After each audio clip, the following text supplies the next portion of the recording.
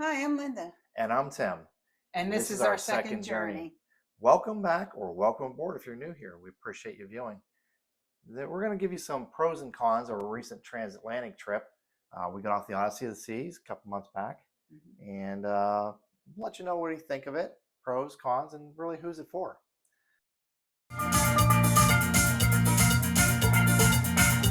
So we'll start off with the good stuff. Yeah. Everybody wants to hear.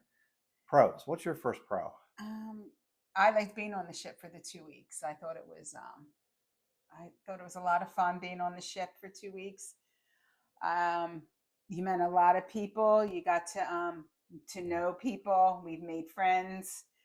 We're keeping in touch with certain people there. I absolutely agree with you. That's a phenomenal pro. You got to know both passengers as well as the crew. We got to know everybody very well. It was awesome. And I completely agree. That was definitely a very good pro there. My first pro was the value of the trip. So we paid, it was a little over $3,000. I think it was $3,600 total. That came down to $129 per person per night, $258 a night. And that was on a balcony. And that was an extended balcony. We chose. Beautiful.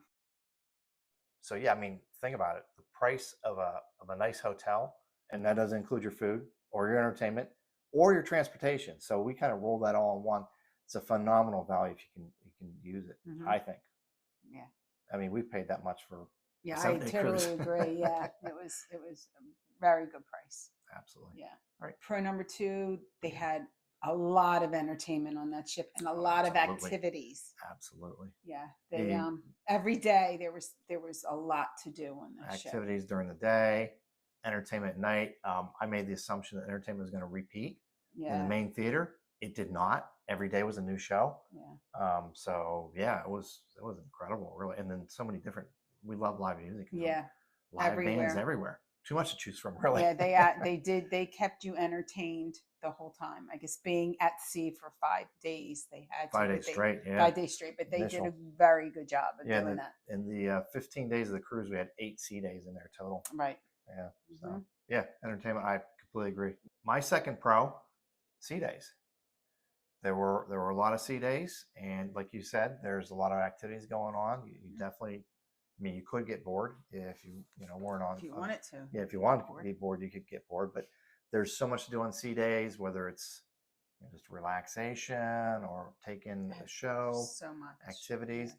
Now, I worked on the sea days, which was an advantage because that's what allowed us to do this tour. Not everybody has the advantage of working remotely. Otherwise, you'd have to take 2 weeks plus PTO to be able to do that. Right. But it worked for me working the sea days. But yeah, it worked great.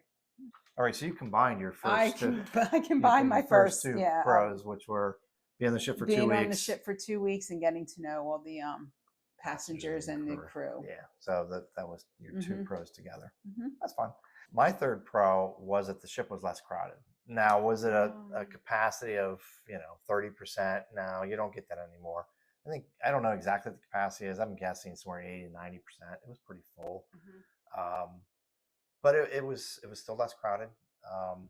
There weren't a lot of kids on there, which is fine. I mean, we're a little older now.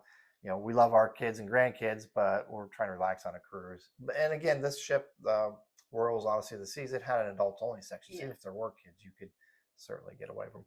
There was a homeschool group of kids on board.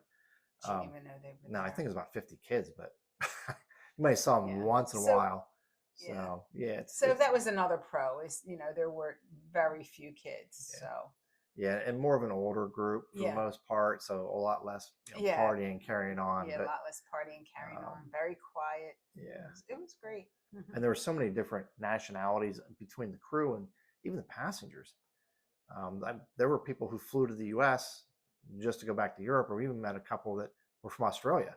They flew to the U.S. to explore the U.S. and then they took a cruise to Europe. So again, meeting people. Yeah, it was great. Yeah, if you can do it, I think there's a lot of pros to it. Yeah. All right, let's talk about the cons. Well, my first con is you had to get off the ship. Without a doubt, that was a con. Yeah, and you had to get off the ship and find your way home. Like if you didn't do what we did, we were fortunate enough to be able to do 2 more weeks in Europe. But we people still had need to to, find a way home. yeah, but Everybody you needs to still find a way home. need to find the way home. Yeah. It just doesn't turn you around and take you back Yeah. home. So it's something we're looking at doing in the future. Yeah. We'll let you know how that goes. But yeah. so you get your transportation over. So one-way transportation, you do have to get transportation back. Right. So that is a con unless you can somehow coordinate an over and back between the two. It's probably difficult to do. Sure, it can be done, but it didn't work out for us. That's fine because we want to spend some time in Europe anyway. Right. So. Right. If you enjoyed this video and want to see more, please consider subscribing. It means a lot to us and helps our channel grow. My first con is sea days. I mentioned that's a pro. That can also be a con. Just in the fact that it was fine for us. It worked great for us. But if you're somebody that needs to have a port every day or every other day, those sea days can be tough, first off. And second off, a lot of sea days, if you had rough weather, we didn't. We had phenomenal weather. That could go against you too. And that's actually my second con. So I cheated, went right from my first con to my second con. My second con is the weather. Our weather was phenomenal. Yeah.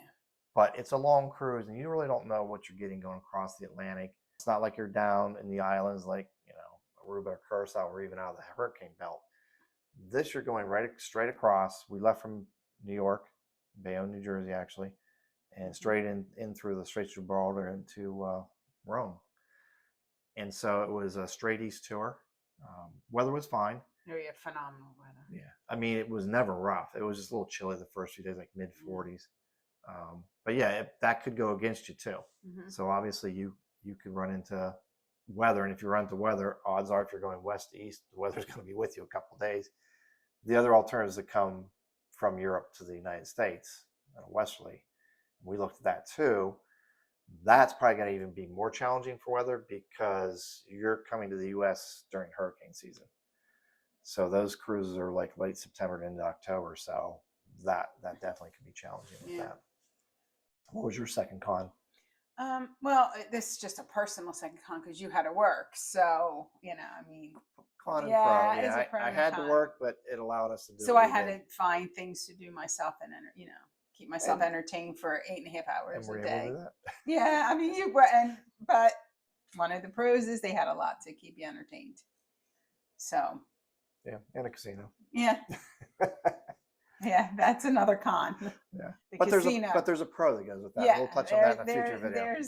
The casino was open 24/7 for 5 days. That's true too. Yeah. Yes. And like anything in life, there's pros and cons of both sides. You want to try and split it down the middle and make it work for you. Yeah. So my third con was that we're going from the west to east. We lost an hour a day. So the first 5 days are 23-hour days. It catches up with you, especially me. I was shifting my hours for work. So, okay, I basically stayed in East Coast time. But it was a little challenging with that. Sure beats jet lag. I'll take that over jet lag any day. The advantage of going the opposite way, like I said, going from Europe to the U.S. is you gain an hour a day. So you got 25-hour days for like 5 days. But then again, you might run into the weather in hurricane season. That one's a little iffy. But if I would recommend, I'd recommend doing what we did, going in the springtime to the east. But yeah, losing an hour a day was a little. Yeah, that was definitely a con. Losing an hour a day. Now it was okay for us. We did it in the middle of the night. We've heard some ships. It depends on the captain. Some ships will do it in the middle of the night. Some ships were doing it like 1 in the afternoon after lunch. I guess it made it easier on the crew, but makes it worse on the passengers, I think. So you do it in your sleep. You go to bed an hour earlier, or sleep in an hour later. Right. But you adjust. So yeah, we adjusted. Maybe one more con towards the end of the cruise. They did start running out of things. Yeah, that's true. Yeah, they start running out, especially the like the higher end liquor. Yeah. First one I heard was gone was the Hennessy. Yeah. And I think they were stealing from Peter to pay Paul. Yeah, so we talked to a bartender in the Crown and Compass, and then we saw him up at the Schooner Bar. Yeah, and they were just swapping bottles of alcohol. And I think part of that, like we saw them loading beer, and so I think beer was okay, but it looked like they didn't load liquors that we noticed until they probably got the rum. It was getting a little close at the end, but they ran out of Hennessy, then they ran out of Gentleman Jack, then it was Crown Royal. you could see it was a progressing theme Rapidly. yeah. Towards the end. Last night it was like, okay, I'll take a rum and Diet Coke. Yeah. That's about what we were Yeah. left with. But it was fine. It was fine. You figure a lot of folks on there probably had the drink package we did. They had an amazing sale right before we left. It was $46 a person, I think. Yeah, something amazing. And then there were a ton. Pinnacle. Yeah, the highest levels. They had so many high level people. They had the cutoff for the lounge. And those folks are getting free drinks too. Yeah, so between the free drinks and the probably a lot of people on the drink package, it went. And of course, people are going for the high end stuff. Why not? I mean, I did. Yeah. But you're paying for it. Have the good stuff. Have Right. fun. So, but would I recommend it? Absolutely. It was great. It was a phenomenal cruise, and we had a wonderful time. Absolutely, without a doubt, I'd recommend it. If you can somehow work your PTO to make it work, take your kids on a kid's schedule. Again, that would be up to you and your kids, and you know your kids the best of what they would learn and what they would do. But again, personally, I think they would learn a lot. It's challenging, absolutely, with family with kids. I understand it. You know, probably for folks who can homeschool or take their kids, folks who can work remotely like myself, individuals who are younger. We did see some at least 2 just married couples, probably about 25. Yeah. And there were couples we saw that had like toddlers and newborns. So if you're young and can do it now. Absolutely. So, but yeah, 100% recommend it.